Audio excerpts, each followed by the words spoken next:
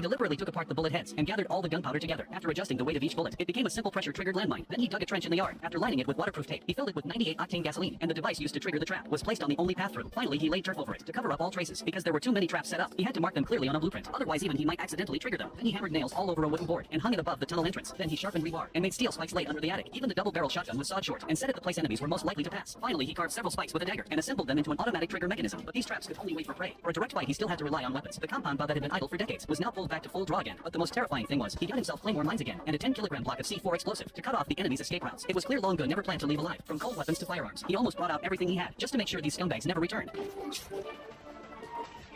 And the one who drove this 70-year-old man into a corner was none other than the adopted daughter he raised himself. He never married or had children in his life, and only adopted a daughter after retirement. But on the day of the girl's 18th birthday, she suddenly said she had found her biological father, even knowing the man was a piece of trash. Out of love for his daughter, Longo still agreed to her request. You can't just protect me forever. As long as I'm around, he's never gonna hurt you again. No one is. This was his promise as a father, and the greatest reassurance he could give her. But what the girl did not expect was, the biological father she finally found turned out to be worse than trash. I did not expect this. It's been a very long time. Yes, now you look just like your mother. Yes, very much. You could almost be her twin. Thank you. I need to ask you a question. Of course. I'm just trying to understand why you would just go like that. Okay. Because one day, I looked at your mother and you, and realized you both didn't mean anything to me anymore. I know it's hard to understand, but I wasted time being with you and her, and she fucking dies and leaves me with you, who I never wanted. His words were like sharp blades, instantly piercing all her illusions, until he coldly shut the door. She still couldn't recover from the grief. When she ran out crying, her best friend who came with her was already impatient. She wanted to drive back immediately, but her friend said the night road was unsafe, and insisted on taking her to a bar to relax. The girl also wanted to vent, so she followed her friend to the bar. But the moment she stepped onto the dance floor, she was approached by a mustached man. The girl was innocent, and had no idea about the dirty tricks of nightlife. After sizing her up from head to toe, the man locked onto his prey for the night, as drugs mixed with alcohol. Her nightmare began. When she regained consciousness, she had already fallen into the hands of traffickers. The place was full of kidnapped girls, with no chance of escape. Anyone with even a bit of beauty would be forcibly injected with hallucinogens, and made to serve clients repeatedly, reduced to money-making tools for the crime syndicate. By the time Longo received news of his daughter's disappearance, it was already the next afternoon. She went to Mexico. Just like God. Gabriela went to see her father. And never came back. And her father's too. Longo instantly exploded with rage upon hearing this. He drove his pickup straight across the Mexican border. Based on the note, he quickly found the girl's biological father, but this guy did not care about his daughter's life or death. After a few words, he tried to shut the door. Where is she? I don't know. All this shit is with you. You should have broken your fucking neck 10 years ago. Longo did not continue arguing. Instead, he turned to find the girl's best friend and asked about what really happened that night. But she only said they did go to the bar together, and she got so drunk she blacked out. As for where the girl went, she couldn't remember anything. While she tried to clear herself, Longo had already noticed the bracelet on her wrist. I'm giving you a heads up. You called my house and said she never came back from her father's. Shut up. Where'd you get this? Give it to me, man. It was your mother's. She never gave it to you. You sold her out. She was your friend. Fuck you. Get out of the place. Look at me. You're gonna take me to that club. You're gonna show me who she was with. I'm gonna hurt you real bad. I'm gonna hurt you real bad.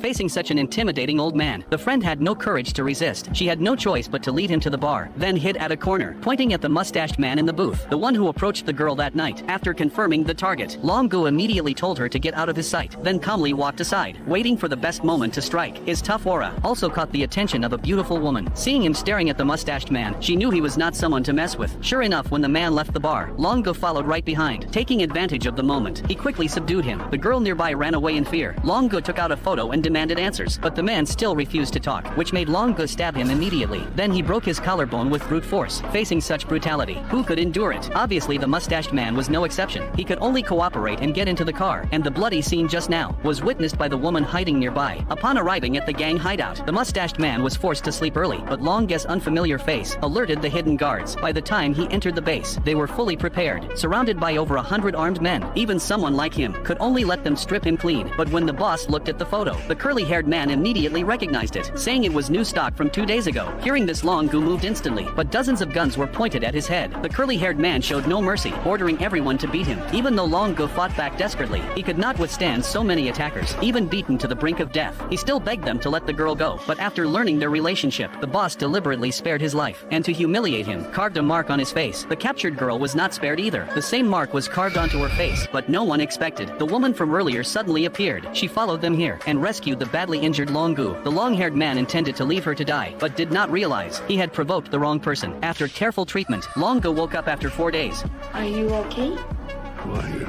It turned out the woman was a journalist, and she did not save him for anything else, but because she was investigating the syndicate, and happened to witness everything. Her sister had also been taken by these people, and chose suicide after suffering abuse. After repeated pleading, she told him the information she found. Based on the address she provided, Longo found one of their locations, then disguised himself as a client and got in. Before anyone could react, he grabbed a hammer and started killing. No fancy moves, just clean and direct strikes. After smashing 3 heads, he went straight upstairs. As long as they were men, clients or guards, none escaped the judgment of his hammer. Finally, in one room, he found his daughter tortured beyond recognition, but due to long-term abuse, when she heard a man approaching, she instinctively covered herself and hid. Until she heard her father's voice, she slowly calmed down, but her hollow eyes, the centipede-like scar on her face, and the needle marks all over her arms, told everything she had been through. As a father, Longo was heartbroken. He did not dare waste a second. He carried her into the car, and floored the gas, escaping that hell. Only after seeing her father's determined face, did she believe the nightmare was over. You came back. I'm gonna get you back. Get you back home. He put her mother's bracelet back on her, listening to her father whisper. The girl felt deep regret, but it was too late. She would pay for her recklessness. Watching his daughter die in front of him, endless rage surged in Longue's heart. Losing the only thing he cared about meant he had nothing left to hold back. What awaited those men was the wrath of hell. After burying his daughter, he sent his mother away. Then began his revenge plan. He set up traps all over his house. This was both his battlefield and the grave he prepared for them. Once everything was ready, he returned to the enemy base, declaring war alone. After easily killing key members, he did not rush to find the long-haired man. Instead, he deliberately left his information. When the man returned home the next day, he saw his brother dead on the bed, with an address left on the back of the photo. No boss could tolerate such provocation, so to regain face, he gathered all his elite men, 39 fully armed, 6 vehicles heading out, but none of them expected. The 70-year-old they were facing was a battle-hardened Special Forces veteran. No surprise, as soon as they entered the farm, they triggered the explosives.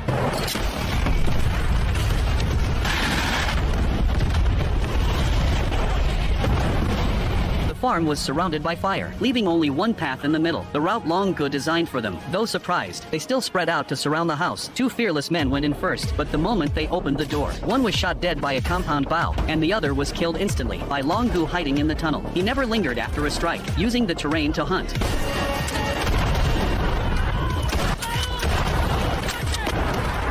Before they could locate him, they had already lost a third of their force. The long-haired man was furious, leading his men into the tunnel. But what they did not expect was that the real hunt was just beginning.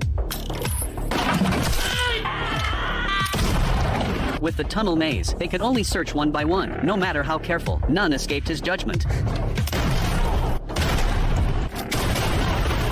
After a brutal shotgun blast, he grabbed a steel pipe and continued harvesting lives.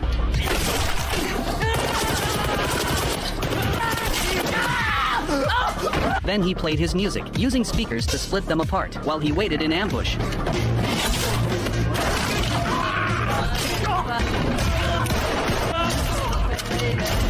Seeing more and more bodies, the long-haired man finally realized the terror, but it was too late. As Longo pulled the trigger line, 3 more were blown apart. The explosion drew 2 men, who stepped into traps and fell. Even after they were dead, he still finished them with shots.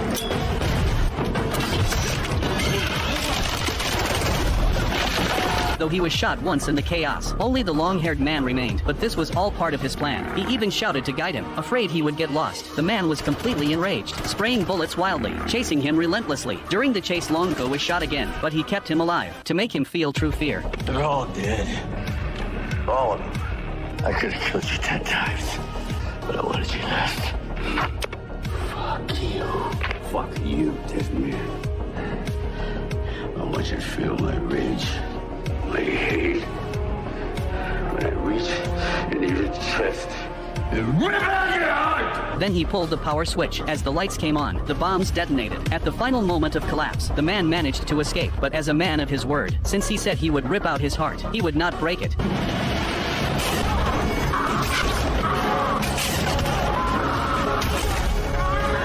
Longo fired 4 arrows, each powerful enough to pierce bone, pinning him to the wall. Longo walked slowly, under the man's terrified gaze, and took out a sharp military dagger. He always kept his word, to fulfill his promise, and to avenge his daughter. This is what I feel like. He raised the dagger, and stabbed it into his chest, pulling down his ribs. He reached into the chest cavity, and ripped out the still beating heart, from the first blood at 36, to the last blood at 73. Under the sunset, he looked back on his life. Maybe heroes grow old, but legends never fade.